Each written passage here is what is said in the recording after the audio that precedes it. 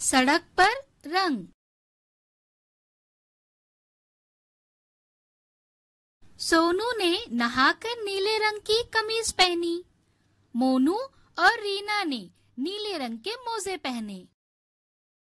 अरे, आज तो हम सभी ने एक जैसा रंग पहना है। चलो चलो और रंग देखते हैं। ये रही दादी की लाल लाल मिर्चियाँ, कहीं छू ना लेना। वो देखो, भोलू काट रहा है बैंगनी बैगन। रानी बाजी के पास हैं सुनहरे पीले लीमू। रंग देखने में बड़ा मजा आता है। चलो अब कुछ रंगीन चीज खाएं। क्या हम गुलाबी गोला खाएं या खाएं मलाईदार सफेद कुल्फी? चटपटा हरा जलजीरा भी पी सकते हैं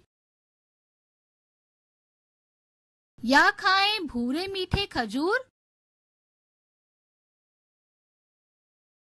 पर सबसे अच्छे हैं रामू के अमरूद।